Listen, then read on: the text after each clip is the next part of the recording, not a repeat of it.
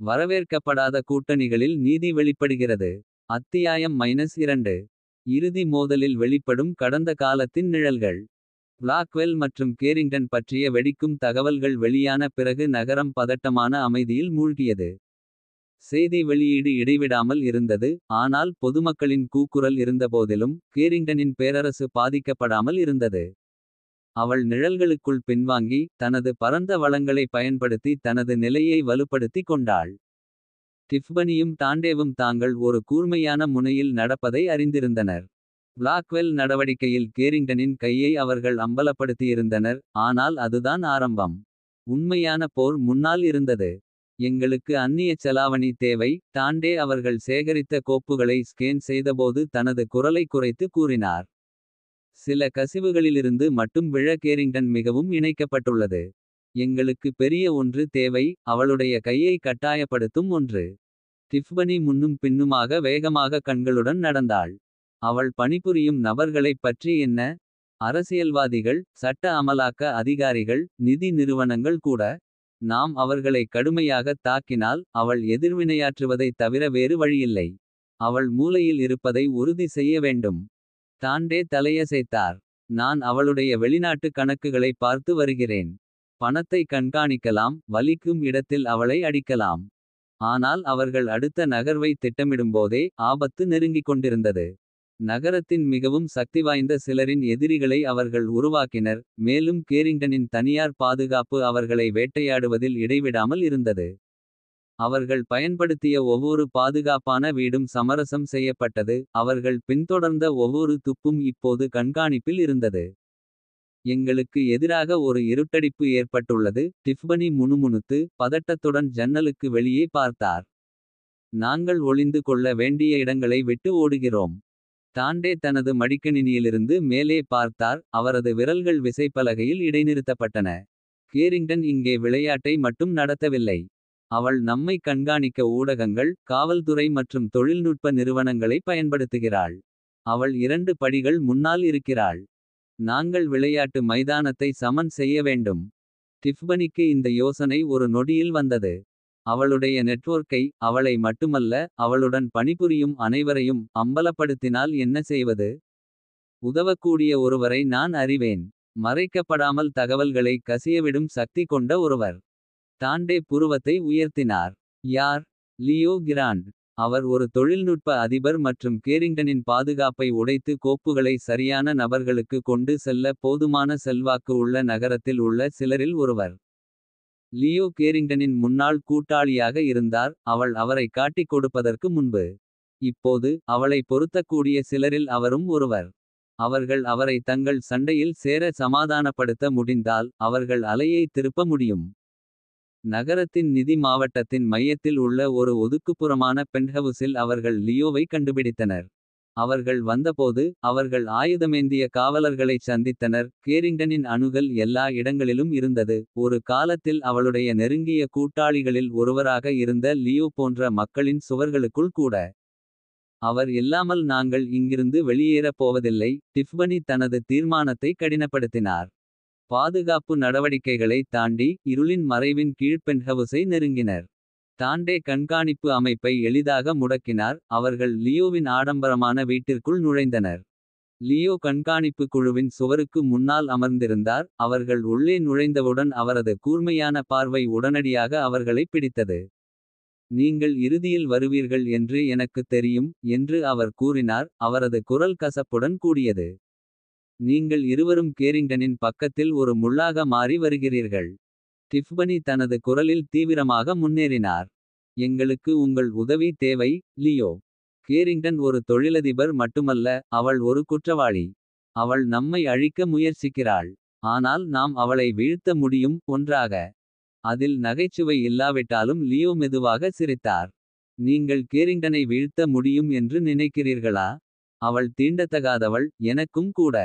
அவளுடைய சக்தி மிகவும் பெரியது. டாண்டே பேசினார். அவள் தீண்டத்தகாதவளாக இருக்கலாம். ஆனால் அவள் வெல்ல முடியாதவள் அல்ல. நீ அவளுடைய உள் வட்டத்தின் ஒரு பகுதியாக இருந்தாய். அவள் எப்படி செயல்படுகிறாள், எப்படி விஷயங்களை மறைக்கிறாள் என்பது உனக்கு தெரியும். அவளை அம்பலப்படுத்த எங்களுக்கு உதவுங்கள். அதைச் செய்யக்கூடிய ஒரே நபர் நீதான். லியோவின் கண்கள் சந்தேகத்தால் மினுமினுத்தன. நான் ஒரு முறை முயற்சித்தேன்.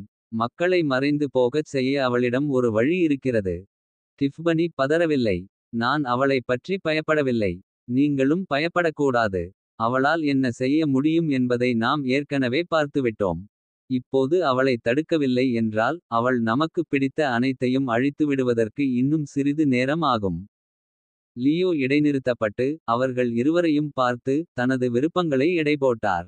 இறுதியாக அவர் தலையசைத்தார். சரி. ஆனால் நாங்கள் இதை என் வழியில் செய்கிறோம். அவளுடைய பாதுகாப்பான நெட்வொர்க்கிலிருந்து நமக்கு தேவையான தரவை பிரித்தெடுக்க எனக்கு ஒரு திட்டம் உள்ளது. நாம் அதைச் சரியாகச் செய்தால் அது எல்லாவற்றையும் வெளிப்படுத்தும். அவளுடைய பாக்கெட்டில் உள்ள ஒவ்வொரு நபரையும். ஒப்பந்தம். டிஃபனி தயக்கமின்றி கூறினார். லியோவின் உதவியுடன் அவர்கள் இதுவரை இல்லாத அளவுக்கு ஆபத்தான திட்டத்தை தொடங்கினர். அவரது நிலத்தடி ஹேக்கர்களின் வலையமைப்பை பயன்படுத்தி அவர்கள் கேரிங்டனின் பாதுகாப்பு நடவடிக்கைகளை தவிர்த்து அவளுடைய கோப்புகளை உடைத்தனர். உள்ளே அவர்கள் அதிர்ச்சியூட்டும் விவரங்களைக் கண்டறிந்தனர். பெயர்கள், நிதிப் பதிவுகள், அச்சுறுத்தல் பொருட்கள் மற்றும் அரசாங்க அதிகாரிகளுடனான ரகசிய ஒப்பந்தங்கள். கேரிங்டனை வீழ்த்துவதற்கு மட்டுமல்லாமல் அவளுடைய குற்றவியல் சாம்ராஜ்யத்தில் ஈடுபட்ட அனைவரையும் வீழ்த்துவதற்கு அவர்களுக்கு தேவையான ஆதாரம் அங்கேயே இருந்தது. ஆனால் அவர்கள் தகவலை வெளியிடத் தயாராகும் போது கேரிங்டனின் ஆட்கள் அவர்கள் இருக்கும் இடத்தை நெருங்கி வந்தனர். எங்களுக்கு அதிக நேரமில்லை. லியோ எச்சரித்தார். நான் அனுப்பு என்பதை அழுத்தியவுடன் திரும்பிச் செல்ல முடியாது. டிஃபனியும் டாண்டேவும் ஒரு சுருக்கமான பார்வையை பகிர்ந்து கொண்டனர். அப்படியானால் அதைச் செய்யுங்கள். டிஃபனி தனது குரலில் உறுதியாகச் சொன்னாள். அவளுடைய சாம்ராஜ்யத்தை தரைமட்டமாக்க வேண்டிய நேரம் இது. லியோ பொத்தானை அழுத்தியதும் தரவு பல செய்தி நிறுவனங்கள். சட்ட அமலாக்க நிறுவனங்கள் மற்றும் உலகளாவிய கண்காணிப்பு அமைப்புகளுக்கு பதிவேற்றத் தொடங்கியது. கேரிங்டனின் உலகின் சுவர்கள் இடிந்து விழும் நிலையில் இருந்தன. ஆனால் முதல் தலைப்புச் செய்திகள் வெளிவரத் தொடங்கியபோது நெருங்கி வரும் காலடிச் சத்தத்தின் தெளிவான சத்தம் அவர்களுக்கு கேட்டது. கேரிங்டன் வந்துவிட்டார். இறுதி மோதல் அவர்கள் மீதுதான் இருந்தது. லியோவின் பென்ட்ஹவுஸில் பதற்றம் மின்சாரமாக இருந்தது. உலகளாவிய சேவையகங்களுக்கு தரவு பதிவேற்றம் முடிந்ததும் கேரிங்டனின் உயரடுக்கு பாதுகாப்பு குழு கட்டிடத்தை உடைக்கும் சத்தம் அச்சுறுத்தும் வகையில் எதிரொலித்தது. டிஃபனி, டாண்டே மற்றும் லியோ தங்களுக்கு நேரம் முடிந்துவிட்டது என்பதை அறிந்தனர். அவள் இங்கே இருக்கிறாள். டாண்டே முணுமுணுத்தார். கண்காணிப்பாளர்களை பார்த்தார். பாதுகாப்பு ஊட்டத்தில் ஆயுதமேந்திய காவலர்கள் லாபிக்குள் நுழைந்து லிஃப்ட்களை கட்டுப்படுத்துவதை காட்டியது. லியோ தனது விசைப்பலகையில் வெறித்தனமாக தட்டச்சு செய்து பூட்டுதல் நெறிமுறையை செயல்படுத்தினார். நான் லிஃப்ட்களை நிறுத்திவிட்டேன். ஆனால் அது அவற்றை நீண்ட நேரம் வைத்திருக்காது. நாம் இங்கிருந்து வெளியேற வேண்டும். டிஃபனி தலையை ஆட்டினார். நாங்கள் ஓடினால் கேரிங்டன் மீண்டும் ஒன்றுகூடுவார். அவள் ஊடகங்களைச் சுழற்றுவாள். அதிகாரிகளுக்கு லஞ்சம் கொடுப்பாள். நாம் செய்த அனைத்தையும் புதைப்பாள். இது இன்றிரவு முடிவடையும். டாண்டே தனது தாடையை இறுக்கமாக தலையசைத்தார். நாங்கள் ஒரு நிலைப்பாட்டை எடுக்கிறோம். லியோ அவர்களை பார்த்து எரிச்சலடைந்தார். உங்களுக்கு பைத்தியமா? அவளுக்கு ஒரு இராணுவம் இருக்கிறது. எங்களிடம் ஆயுதங்கள் உள்ளன. என்ன? ஒரு மடிக்கணினி மற்றும் சில பர்னர் தொலைபேசிகள். டிஃபனி அவன் பார்வையை அசைக்காமல் எதிர்கொண்டான். நாம் இப்போது திரும்பிச் செல்ல முடியாத அளவுக்கு தூரம் வந்துவிட்டோம். நாம் அவளுக்கு வாய்ப்பு கொடுத்தால் அவள் நம்மையும் உண்மையையுமே ஒரே அடியில் அழித்துவிடுவாள். நாம் கோட்டை பிடித்து கொள்ள வேண்டும். லியோ தயங்கினான். ஆனால் இறுதியாக தலையசைத்தான். சரி. ஆனால் நாம் இதைச் செய்தால் நாம் அதை புத்திசாலித்தனமாகச் செய்கிறோம். அவன் விரைவாக ஒரு தப்பிக்கும் திட்டத்தை வகுத்தான். கேரிங்டனின் பாதுகாப்பு குழுவை தொலைவிலிருந்து நாசப்படுத்த அவன் பின்னால் இருந்தபோது டிஃபனியும் டாண்டேயும் பென்ட்ஹவுஸின் பரந்த அமைப்பை பயன்படுத்தி அவர்களை ஒரு பொறிக்குள் இழுப்பார்கள். காவலர்களின் முதல் அலை கதவை உடைத்தவுடன் டிஃபனியும் டாண்டேவும் செயலில் இறங்கினர். டாண்டே புகை அலாரங்கள் மற்றும் தெளிப்பான்களை இயக்கி அறையை குழப்பத்தால் நிரப்பினார். அதே நேரத்தில் டிஃபனி நிழல்கள் வழியாக வேகமாகச் சென்று துல்லியமான தாக்குதல்களால் காவலர்களை வெளியேற்றினார். லியோவின் குரல் அவர்களின் காதுகளில் ஒலித்தது. உங்களிடம் இன்னும் பலர் வருகிறார்கள். தீ தப்பிக்கும் இடத்திற்குச் செல்லும் 6 பேர். நான் பிரதான படிக்கட்டு பூட்டிவிட்டேன். ஆனால் அது தற்காலிகமானது. டிஃபனி தன் புருவத்திலிருந்து வியர்வையை துடைத்தாள். தரவுகள் தலைப்புச் செய்திகளில் இடம் பெற நாம் போதுமான நேரத்தை வாங்க வேண்டும். உலகம் அறிந்தவுடன் அவளால் மறைக்க முடியாது. டாண்டே ஒரு காவலர்களை நிராயுதபாணியாக்கி. முன்னேறும் அணியை தடுக்க தனது ஆயுதத்தை பயன்படுத்தினார். உலகம் கவலைப்படாவிட்டால் என்ன செய்வது. அவளைப் போன்றவர்கள் எப்போதும் விரிசல்களில் இருந்து நழுவ ஒரு வழியை கண்டுபிடிப்பார்கள். அப்படியானால் அவளால் முடியாது என்பதை நாங்கள் உறுதி செய்கிறோம். டிஃப்வனி பதிலளித்தார். அவர்கள் பிரதான மண்டபத்தில் மீண்டும் கூடியபோது. ஒரு குளிர்ச்சியான கட்டளையிடும் குரல் குழப்பத்தின் வழியாக வெட்டியது. சரி சரி. எலிசபெத் கேரிங்டன் அறைக்குள் நுழைந்து. அதிக காவலர்களால் சூழப்பட்டார். குழப்பம் இருந்தபோதிலும் அவளுடைய அழகிய வெள்ளை உடை கரைபடாமல் இருந்தது. நான் ஒப்புக்கொள்ள வேண்டும். நான் உங்கள் இருவரையும் குறைத்து மதிப்பிட்டேன். ஆனால் இது சாலையின் முடிவு. டிஃப்வனி முன்னோக்கி அடியெடுத்து வைத்து. அவள் கைகளை முஷ்டிகளாக இறுக்கிக் கொண்டாள். முடிந்தது கேரிங்டன். நாங்கள் எல்லாவற்றையும் அம்பலப்படுத்திவிட்டோம். உங்கள் நெட்வொர்க், உங்கள் குற்றங்கள், உங்கள் கூட்டாளிகள். நீங்கள் உண்மையில் யார் என்று உலகத்திற்கு தெரியும். கேரிங்டன் அசையாமல் சிரித்தார். அது உண்மையில் முக்கியம் என்று நீங்கள் நினைக்கிறீர்களா. பணமும் அதிகாரமும் எப்போதும் வெல்லும். இந்த அமைப்பு என்னைப் போன்றவர்களை காப்பாற்றுவதற்காகவே கட்டமைக்கப்பட்டுள்ளது. நம்மை வீழ்த்துவதற்காக அல்ல. இந்த முறை இல்லை. டாண்டே தனது துப்பாக்கியை அவள் மீது நீட்டினார். கேரிங்டன் ஒரு கையை உயர்த்தி. தனது காவலர்களை கீழே நிற்குமாறு சமிக்ஞை செய்தார். நீ துணிச்சலானவன். நான் அதை உனக்கு தருகிறேன். ஆனால் நேர்மையாகச் சொல்ல வேண்டும். நீ பொருத்தமற்றவன். எண்ணிக்கையில் அதிகமாக இருக்கிறான். விருப்பத்தேர்வுகள் தீர்ந்து போயிருக்கிறாய். என் கோப்புகளை ஒப்படைக்கக்கூடாது. ஒருவேளை நான் உன்னை உயிருடன் விடுவேன். டிஃப்வனியின் குரல் சீராகவும் உறுதியுடனும் இருந்தது. நீ எங்களை பயமுறுத்தாதே. எல்லாம் ஏற்கனவே வெளியே உள்ளது. உனக்கு முடிந்துவிட்டது கேரிங்டன். முதல் முறையாக கேரிங்டனின் முகத்தில் ஒரு சந்தேகம் மினுமினுத்தது. நீ என்ன செய்தாய். லியோவின் குரல் அவர்களின் காதணிகள் வழியாக வந்தது. கோப்புகள் நேரலையில் உள்ளன. ஒவ்வொரு முக்கிய செய்தி நிறுவனமும் அவற்றை வைத்திருக்கின்றன. உலகெங்கிலும் உள்ள சட்ட அமலாக்க நிறுவனங்களிடம் தரவு உள்ளது. இதிலிருந்து மீள்வது சாத்தியமில்லை. கேரிங்டனின் முகபாவனை இருண்டு போனது. அவளுடைய அமைதியான முகபாவம் இடிந்து விழுந்தது. நீ என்ன செய்தாய் என்று உனக்கு தெரியவில்லை. இது நீதி என்று நீ நினைக்கிறாயா. நீ செய்ததெல்லாம் குழப்பத்தை உருவாக்குவதுதான். ஒருவேளை டிஃப்வனி கூறினார். ஆனால் உன்னைப் போன்றவர்களுக்கு பயந்து வாழ்வதை விட இது நல்லது. கேரிங்டனின் காவலர்கள் தயங்கினர். செய்தி எச்சரிக்கைகள் வெள்ளத்தில் மூழ்கியதால் தங்கள் தொலைபேசிகளை பார்த்தனர். ஒவ்வொன்றாக அவர்கள் தங்கள் ஆயுதங்களை கீழே இறக்கத் தொடங்கினர். தங்கள் முதலாளியின் பேரரசு நிகழ்நேரத்தில் சரிந்து வருவதை உணர்ந்தனர். அவள் தோற்றதை உணர்ந்ததும் கேரிங்டனின் முகம் கோபத்தில் முறுக்கியது. இது முடிந்துவிடவில்லை. அவள் சீறினாள். என்னைப் போன்றவர்களை எதிர்த்து நீங்கள் வெல்ல முடியாது. டாண்டே சிரித்தார். நாங்கள் இப்போதுதான் செய்தோம். கேரிங்டன் பதிலளிக்கும் முன் சைரன்களின் சத்தம் காற்றை நிரப்பியது. தரவு கசிவால் தூண்டப்பட்ட சட்ட அமலாக்க அதிகாரிகள் கட்டிடத்தை தாக்கினர். கேரிங்டனின் காவலர்கள் சண்டையிடாமல் சரணடைந்தனர். மேலும் சக்திவாய்ந்த தலைமை நிர்வாக அதிகாரி இறுதியாக கைவிலங்குகளில் வைக்கப்பட்டார். அவள் அழைத்துச் செல்லப்பட்டபோது. அவள் மீண்டும் டிஃப்வனி மற்றும் டாண்டே பக்கம் திரும்பினாள். அவளுடைய கண்கள் கோபத்தால் எரிந்தன. இதற்கு நீங்கள் வருத்தப்படுவீர்கள். அவள் செல்வதை டிஃப்வனி பார்த்து கொண்டிருந்தாள். அவளுடைய தோள்கள் நிம்மதியுடன் தொங்கின. ஒருவேளை. ஆனால் குறைந்தபட்சம் நாம் நம்முடன் வாழலாம். அதன் பின்னர் வீழ்ச்சி மிகப்பெரியது.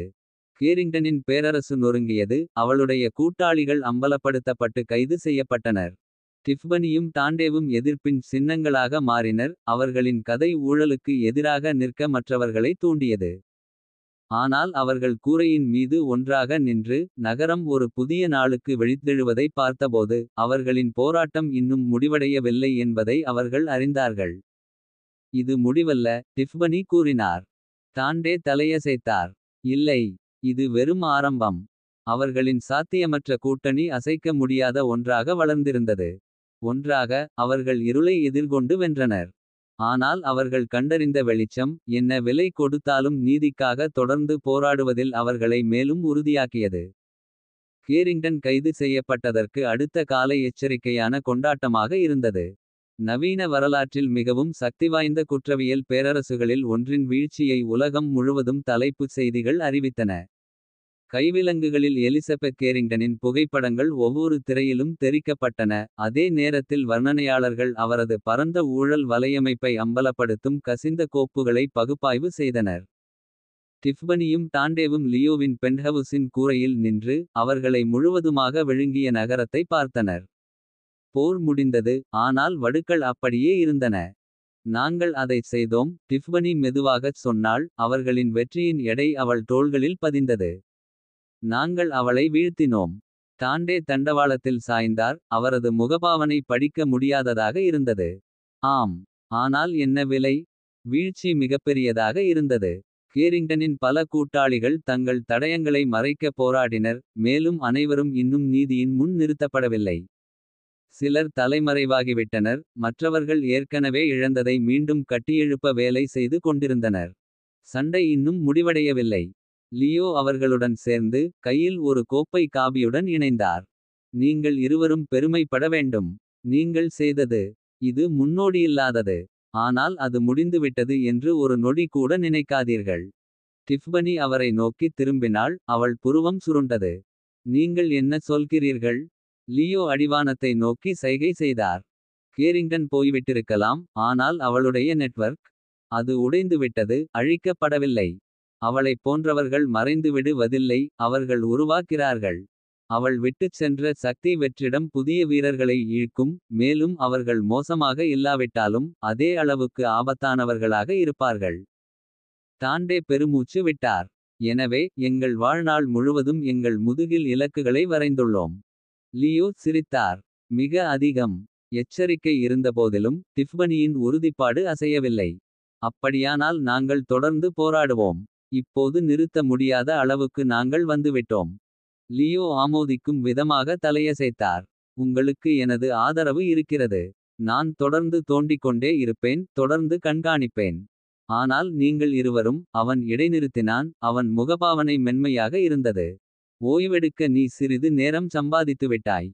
டிஃப்பனி தலையை ஆட்டினாள். ஓய்வு காத்திருக்கலாம். நாம் செய்ய வேண்டிய கடைசி விஷயம் ஒன்று இருக்கிறது. அன்று பிற்பகுதியில் டிஃப்பனியும் டாண்டேயும் கிராஸ் குடும்ப எஸ்டேட்டின் இடிந்து விழுந்த எச்சங்களின் முன் நின்றனர். பல ஆண்டுகளுக்கு முன்பு அவளுடைய குழந்தை பருவ வீட்டை எரித்த தீ அதை இடிபாடுகளில் விட்டுச் சென்றது. அவள் இழந்த அனைத்தையும் ஒரு அப்பட்டமான நினைவூட்டலாக இருந்தது. இங்கேதான் எல்லாம் தொடங்கியது. டிஃப்பனி உணர்ச்சியால் கனத்த குரலில் சொன்னாள். அது எங்கே முடிகிறது. டாண்டே அவள் தோளில் கை வைத்தான். நீ அவர்களை கௌரவித்தாய், டிஃப்பனி. நீ செய்த அனைத்தும். அவர்கள் விரும்பியது இதுதான். வெள்ளை ரோஜாக்களின் ஒரு சிறிய பூச்செண்டை தரையில் வைக்க அவள் மண்டியிட்டபோது அவள் கண்களில் கண்ணீர் பெருகியது.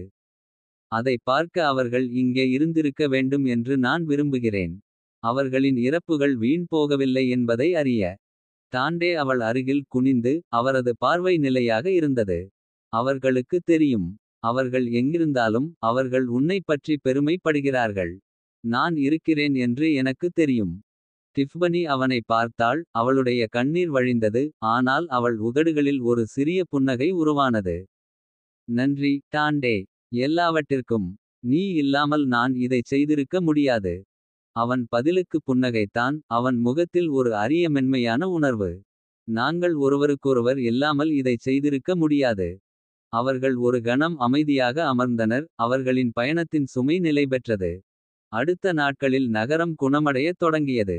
கேரிங்டனின் கைது பரவலான விசாரணைகளை தூண்டியது. அதிகாரிகள் இறுதியாக நகரத்தை பல தசாப்தங்களாக பாதித்த ஊழலைப் பற்றி பேசத் தூண்டினர். பொது நம்பிக்கை மீண்டும் கட்டியெழுப்புவதில் மெதுவாக இருந்தது. ஆனால் டிஃப்பனி மற்றும் டாண்டேவின் கதை மற்றவர்களை பேசவும். மாற்றத்தை கோரவும் தூண்டியது. டிஃப்பனி தனது குடும்பத்தின் பெயரில் ஒரு அறக்கட்டளையை தொடங்கினார். ஊழல் மற்றும் அதிகார துஷ்பிரயோகத்தால் பாதிக்கப்பட்டவர்களுக்கு உதவுவதற்காக அர்ப்பணிக்கப்பட்டார். சீர்திருத்தம் மற்றும் பொறுப்புக்கூறலுக்காக தனது குரலை பயன்படுத்தி. அவர் மீள்தன்மையின் அடையாளமாக ஆனார். இதற்கிடையில் டாண்டே திரைக்குப் பின்னால் பணியாற்றினார். கேரிங்டனின் வலையமைப்பின் எச்சங்களை அகற்ற தனது திறமைகளை பயன்படுத்தினார். அவர் நிழலில் இருந்தபோதிலும் அவரது பெயர் நீதிக்கு ஒத்ததாக மாறியது. போற்றுதலுடனும் மரியாதையுடனும் கிசுகிசுக்கப்பட்டது. தூசி படிந்த பல மாதங்களுக்குப் பிறகு ஒரு மாலை. டிஃப்பனியும் டாண்டேவும் நகரின் மையத்தில் உள்ள ஒரு சிறிய ஓட்டலில் சந்தித்தனர். புதிய தொடக்கங்களுக்கு டிஃபனி தனது கண்ணாடியை உயர்த்தி கூறினார். டாண்டே தனது கண்ணாடியை அவளுக்கு எதிராக அழுத்தினார். மற்றும் சாத்தியமில்லாத கூட்டணிகளுக்கு. அவர்கள் ஒருவருக்கொருவர் புன்னகைத்தனர். அவர்களுக்கிடையேயான பிணைப்பு எப்போதும் இல்லாத அளவுக்கு வலுவானது. அவர்கள் இருளை ஒன்றாக எதிர்கொண்டு மறுபக்கத்திலிருந்து வெளியே வந்தனர். என்றென்றும் மாறியது. நீதிக்கான போராட்டம் உண்மையில் ஒருபோதும் முடிவடையவில்லை. ஆனால் இப்போதைக்கு அவர்கள் தங்களுக்கு ஒரு கணம் அமைதியை அனுமதித்தனர். ஏனென்றால் சில நேரங்களில் குழப்பமான உலகில் கூட நம்பிக்கை மேலோங்கக்கூடும். அதனுடன் ஒரு புதிய விடியல். எலிசபெத் காரிங்டனின் வீழ்ச்சியிலிருந்து மாதங்கள் கடந்துவிட்டன. நகரம் இன்னும் வாழ்க்கையை பழக்கப்படுத்திக் கொண்டிருந்தது. அவளுடைய நிழல் அதன் மீது படரவில்லை. ஆனால் அவள் விட்டுச் சென்ற வடுக்கள் ஆழமாக இருந்தன. அவளுடைய நெட்வொர்க்கில் விசாரணைகள் தொடர்ந்து நடந்து கொண்டிருந்தன. மேலும் புதிய பெயர்கள் தொடர்ந்து வெளிவந்தன. சில ஒத்துழைக்க தயாராக இருந்தன. மற்றவை உள்ளே கொண்டுவரப்படுவதற்கு முன்பே மறைந்துவிட்டன. டிஃபனி கிராஸ் ஃபவுண்டேஷனில் உள்ள தனது புதிய அலுவலகத்தில் கோப்புகள் மற்றும் அறிக்கைகளால் சூழப்பட்டிருந்தாள். அவளுடைய வேலை அவளுடைய வாழ்க்கை யாகிவிட்டது. மற்றவர்கள் நீதி தேட உதவுவதில் அவள் தன் முழு சக்தியையும் செலுத்தினாள். கதவை தட்டுவது அவளை திடுக்கிட வைத்தது. அவள் மேலே பார்த்தபோது டாண்டே சட்டத்தில் சாய்ந்து கொண்டிருப்பதைக் கண்டாள். அவரது தனித்துவமான தோல் ஜாக்கெட் அவரது தோளில் தொங்கவிடப்பட்டது. உங்களுக்கு தெரியும், அதை எளிதாக எடுத்துக் கொள்ள வேண்டிய ஒருவருக்கு. நீங்கள் நிச்சயமாக நிறைய வேலை செய்கிறீர்கள். என்று அவர் ஒரு புன்னகையுடன் கூறினார். டிஃபனி சிரித்தபடி அவள் முகத்தில் இருந்து ஒரு முடியை துலக்கினாள். ஒன்றை அறிய வேண்டும். எது உங்களை இங்கே கொண்டு வருகிறது? டாண்டே உள்ளே நுழைந்து அவருக்கு பின்னால் கதவை மூடினான். அவள் மேசையில் ஒரு மெல்லிய மணிலா கோப்புரையை வைத்தபோது அவன் முகபாவனை தீவிரமானது. நான் எதையோ கண்டுபிடித்தேன். அல்லது மாறாக யாரோ ஒருவர். கோப்புரையை திறக்கும்போது டிஃபனியின் புருவம் சுருண்டது. உள்ளே 50களின் பிற்பகுதியில் இருக்கும் ஒரு மனிதனின் புகைப்படம் இருந்தது. விலையுயர்ந்த உடை மற்றும் குளிர்ந்த கணக்கிடும் முகபாவனை அணிந்திருந்தார். அதன் கீழே ஒரு பெயர் இருந்தது, விக்டர் ஹேய்ஸ். அவர் யார்? அவள் ஆவணத்தை ஸ்கேன் செய்து கேட்டாள். டாண்டே தனது கைகளை கட்டிக்கொண்டார். கேரிங்டனின் வலது கை. அவர் அவளுடைய கடல் கடந்த கணக்குகளை நிர்வகித்தார். அவளுடைய பிளாக்மெயில் நடவடிக்கைகளை ஒருங்கிணைத்தார். அவளுடைய குப்பைகளை சுத்தம் செய்தார். அவள் கைது செய்யப்பட்ட இரவில் அவர் காணாமல் போனார். டிஃபனி முகம் சுளித்தார். இப்போது அவர் திரும்பி வந்து விட்டார். சரியாக இல்லை. டாண்டே அவளுக்கு எதிரே ஒரு இருக்கையில் அமர்ந்தார். அவர் பல நகரங்களில் காணப்பட்டார். ஷெல் நிறுவனங்களை அமைத்து பணத்தை நகர்த்துகிறார். அவர் மீண்டும் கட்டமைத்து வருகிறார். அவர் தனியாக இல்லை. டிஃபனியின் வயிறு முறுக்கியது. எவ்வளவு மோசமானது. டாண்டே முன்னோக்கி சாய்ந்தார். அவரது குரல் தாழ்ந்தது. மோசமானது. ஹேய்ஸ் கேரிங்டனின் வலையமைப்பின் எஞ்சிய பகுதிகளுடன் இணைகிறாள். அவன் அதிகாரத்தை ஒருங்கிணைத்தால் அவளுடைய சாம்ராஜ்யத்தை மீண்டும் உருவாக்க முடியும். அல்லது அதைவிட மோசமான ஒன்றை. டிஃபனி கோப்புரையை மூடினாள். அவளுடைய மனம் துடித்தது. நாங்கள் அதை நடக்க விட முடியாது. டாண்டே தலையசைத்தார். அதனால்தான் நான் உங்களிடம் வந்தேன். நாம் அவரை தடுக்கப் போகிறோம் என்றால். அவர் மீண்டும் மறைவதற்கு முன்பு நாம் இப்போது செயல்பட வேண்டும். விக்டர் ஹேய்ஸை தேடுவது அவர்களை பறந்து விரிந்த சிகாகோ நகரத்திற்கு அழைத்துச் சென்றது. அங்கு அவரது நடவடிக்கைகள் பற்றிய வதந்திகள் பரவின. டிஃபனியும் டாண்டேவும் அவரது நடமாட்டத்தை கண்காணித்தனர். அங்கு அவர் சர்வதேச நிதியாளர்கள் குழுவைச் சந்திப்பதாக வதந்தி பரவியது. இது மிகவும் எளிதாக இருக்கிறது. என்று தெருவுக்கு எதிரே உள்ள ஒரு மங்கலான ஒளிரும் கஃபேயில் காத்திருந்தபோது டாண்டே முணுமுணுத்தார். டிஃபனி தனது காபியை பருக. அவள் கண்கள் ஹோட்டல் நுழைவாயிலில் நிலைத்திருந்தன. இது எளிதானது அல்ல. இது ஒரு பொறி. டாண்டே புருவத்தை உயர்த்தினார். நீங்கள் அதைப் பற்றி மிகவும் அமைதியாக இருக்கிறீர்கள். அவள் சிரித்தாள். ஏனென்றால் நாங்கள் அதற்கு தயாராக இருக்கிறோம். இந்த தருணத்திற்காக அவர்கள் பல வாரங்களாக தயாராகி வந்தனர். லியோ மற்றும் அவரது ஹேக்கர்கள் வலையமைப்பின் உதவியுடன். அவர்கள் ஹோட்டலில் கண்காணிப்பு சாதனங்களை நிறுவி ஹேய்ஸின் தகவல் தொடர்புகளை இடைமறித்தனர். அவர் செய்த ஒவ்வொரு அசைவிலும் அவர்கள் 2 படிகள் முன்னால் இருந்தனர். சூரியன் அடிவானத்திற்கு கீழே மறைந்தபோது ஹேய்ஸ் இறுதியாக தோன்றினார். 2 மெய்க்காப்பாளர்களால் சூழப்பட்ட அவர் நம்பிக்கையுடன் ஹோட்டலுக்குள் நடந்தார். அவரது முகபாவனை படிக்க முடியாததாக இருந்தது. டிஃபனியும் டாண்டேவும் ஒரு பார்வையை பரிமாறிக்கொண்டனர். நாம் நகரலாம். என்று அவள் சொன்னாள். ஹோட்டலுக்குள் பதற்றம் தெளிவாக தெரிந்தது. டிஃப்பனியும் டாண்டேவும் கூட்டத்தினருடன் கலந்தனர். அவர்களின் கண்கள் ஒவ்வொரு மூலையையும் ஆராய்ந்தன. ஹேஸ் மேல் தளத்தில் ஒரு தனி அறையை முன்பதிவு செய்திருந்தார். அவரை அணுகுவது எளிதல்ல. பாதுகாப்பு இறுக்கமாக உள்ளது. டாண்டே முணுமுணுத்தார். லிஃப்ட் அருகே நிறுத்தப்பட்டிருந்த காவலர்களை கவனித்தார். டிஃப்பனி தலையசைத்தார். நல்ல விஷயம், எங்களிடம் ஒரு திட்டம் உள்ளது. லியோவின் குரல் அவர்களின் காதுகளில் ஒலித்தது. நீங்கள் நகர தெளிவாக இருக்கிறீர்கள். நான் பாதுகாப்பு கேமராக்களை லூப் செய்துவிட்டேன். ஆனால் அவர்கள் கவனிக்கும் முன் உங்களுக்கு 10 நிமிடங்கள் மட்டுமே உள்ளன. நிறைய நேரம். டாண்டே சிரித்துக்கொண்டே கூறினார். அவர்கள் காவலர்களை கடந்து படிக்கட்டுக்குள் நுழைந்து மேல் தளத்திற்கு ஏறினார்கள். அவர்கள் ஹேஸின் அறையை அடைந்ததும் டிஃப்பனி பூட்டில் ஒரு சிறிய சாதனத்தை வைத்து. அதை ஒரு மென்மையான கிளிக்கில் மேலெழுப்பினார். உள்ளே அறை காலியாக இருந்தது. மேஜையில் அமர்ந்திருந்த ஒரு பிரீஃப்கேஸை தவிர. இது தவறாக உணர்கிறது, டாண்டே சொன்னான். அவனது உள்ளுணர்வு அவனை நோக்கி கத்தியது. டிஃப்பனி பிரீஃப்கேஸை எச்சரிக்கையுடன் திறந்தான். உள்ளே பணக்குவியல்கள், போலி பாஸ்போர்ட்கள் மற்றும் ஒரு பர்னர் போன் இருந்தன. இது ஒரு ஏமாற்று வேலை, அவள் உணர்ந்தாள். அவன் நம்மை தூக்கி எறிய முயற்சிக்கிறான். அவர்கள் எதிர்வினையாற்றுவதற்குள் கதவு வெடித்து திறந்தது. ஆயுதம் ஏந்திய ஒரு குழு உள்ளே நுழைந்தது. கைகளை மேலே தூக்குங்கள். அவர்களில் ஒருவர் குறைத்து தனது ஆயுதத்தை குறிவைத்தார். டிஃப்பனியும் டாண்டேவும் மெதுவாக தங்கள் கைகளை உயர்த்தினார்கள். அவர்களின் மனம் துடித்தது. ஆயுதம் ஏந்தியவர்களின் பின்னால் இருந்து விக்டர் ஹேஸ் அறைக்குள் நுழைந்தார். அவரது முகத்தில் ஒரு கசப்பான புன்னகை. நீங்க 2 பேரும் எப்போ வருவீங்கன்னு யோசிச்சுட்டு இருந்தேன். அவன் சொன்னான். நீ ரொம்ப தொல்லையா இருந்துட்ட. டிஃப்பனி அவனை முறைத்து பார்த்தான். கேரிங்டன் ஆரம்பிச்சதை நீ மறுபடியும் கட்ட விடமாட்டோம். ஹேஸ் சிரித்தான். ஓ, இது மறுபடியும் கட்டுவது பட்டியது இல்ல. இது பழிவாங்குவது பட்டியது. கேரிங்டனை வீழ்த்துவதுதான் முடிவுன்னு நீ நினைக்கிறியா? அது வெறும் ஆரம்பம்தான். டாண்டே குளிர்ந்த குரலில் ஒரு அடி முன்னோக்கி எடுத்தான். நீ இங்கிருந்து நடக்கப் போறதில்ல. ஹேஸ் புருவத்தை உயர்த்தினான். ஒருவேளை இருக்கலாம். ஆனா நீங்களும் அப்படித்தான்.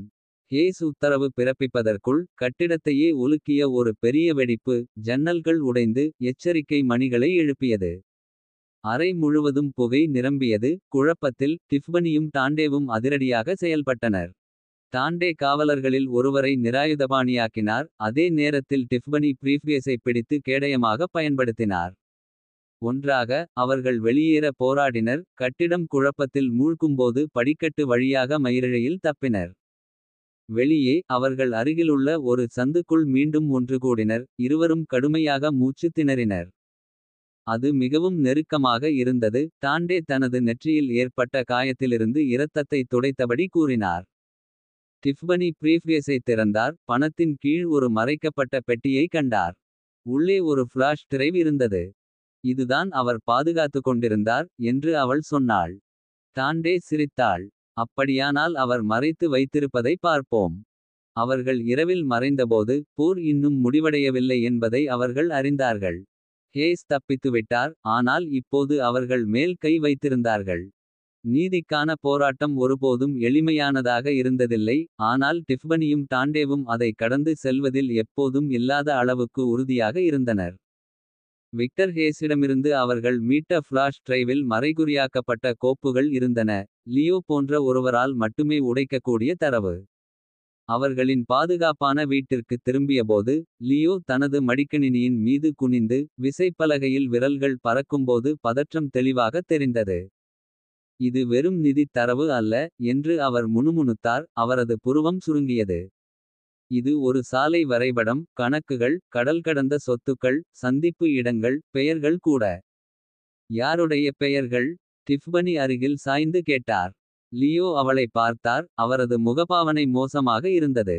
அரசியல்வாதிகள், தலைமை நிர்வாக அதிகாரிகள், சட்ட அமலாக்க அதிகாரிகள். ஹேஸ் கேரிங்டனின் சாம்ராஜ்யத்தை மீண்டும் கட்டியெழுப்பவில்லை. அவர் பெரிய ஒன்றை உருவாக்குகிறார். இது கண்டங்களை உள்ளடக்கிய ஒரு சதி. டாண்டே அறையை வேகப்படுத்தினார். அவரது தாடை இறுக்கப்பட்டது. எனவே நாங்கள் பாம்பின் தலையை வெட்டினோம். இப்போது அது மேலும் மேலும் தலைகளை வளர்த்து வருகிறது. அருமை. டிஃப்பனி தனது கைகளை குறுக்காக கட்டினார். அவளுடைய மனம் துடித்தது.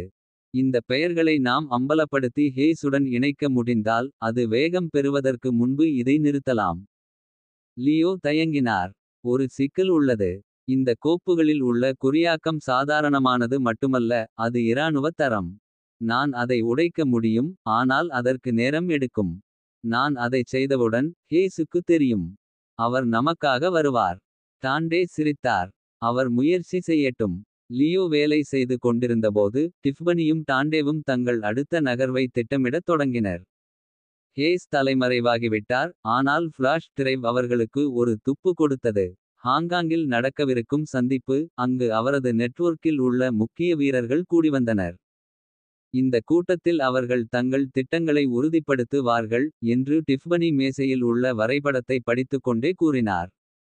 நாங்கள் அங்கு சென்று தகவல்களைச் சேகரிக்க முடிந்தால் அவர்களை அம்பலப்படுத்த தேவையான அனைத்தும் எங்களிடம் இருக்கும். டாண்டே புருவத்தை உயர்த்தினார். உலகின் மிகவும் ஆபத்தான சிலரின் ஒரு உயர் பங்கு கூட்டத்தில் ஊடுருவுமாறு நீங்கள் பரிந்துரைக்கிறீர்களா? வேடிக்கையாக தெரிகிறது. டிஃபனி அவருக்கு ஒரு வளைந்த புன்னகையை கொடுத்தார். அதுதான் ஒரே வழி. சில நாட்களுக்குப் பிறகு அவர்கள் ஹாங்காங்கிற்கு வந்தனர். வாழ்க்கையும் ரகசியங்களும் நிறைந்த ஒரு நகரம்.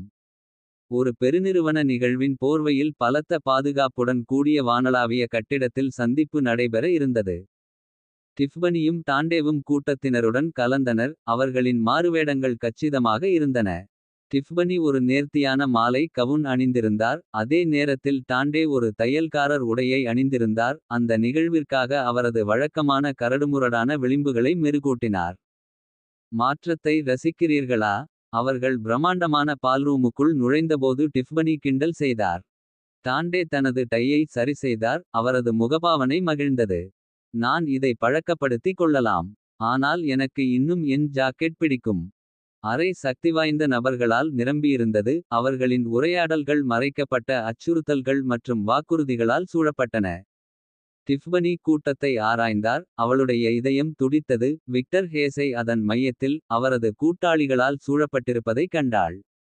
அங்கே அவர் இருக்கிறார். அவள் தன் காதணியில் கிசுகிசுத்தாள். டாண்டே நுட்பமாக தலையசைத்தார். என்ன திட்டம்? அவரை நெருங்கி வாருங்கள். அவர் என்ன சொல்கிறார் என்று நாம் கேட்க வேண்டும். டிஃபனி ஹேஸை நோக்கி நகர்ந்தபோது டாண்டே வெளியேறும் இடத்திற்கு அருகில் தன்னை நிலைநிறுத்திக் கொண்டு காவலர்களை கண்காணித்தார். டிஃபனி நம்பிக்கையான புன்னகையுடன் ஹேஸை அணுகினார். ஒரு சாத்தியமான முதலீட்டாளர் போல் நடித்தார். மிஸ்டர் ஹேஸ், அவள் கையை நீட்டினாள். உங்களை சந்தித்ததில் மகிழ்ச்சி. ஹேஸ் அவளை நோக்கி திரும்பினார். அவரது கண்கள் அடையாளம் காணும் வகையில் சுருங்கின. ஒரு கணம் டிஃபனியின் இதயம் நின்றது. ஆனால் பின்னர் அவர் சிரித்தார். மகிழ்ச்சி என்னுடையது. நீங்கள் அப்படியா? வனேசா கார்ட்டர், அவள் மென்மையாக பொய் சொன்னாள். நான் உன்னைப் பற்றி நிறைய கேள்விப்பட்டிருக்கிறேன். ஹேஸ் சிரித்தார். நல்லது, நான் நம்புகிறேன். நிச்சயமாக. அவள் ஒரு புன்னகையை கட்டாயப்படுத்தினாள். உங்கள் எதிர்கால திட்டங்களைப் பற்றி மேலும் கேட்க விரும்புகிறேன்.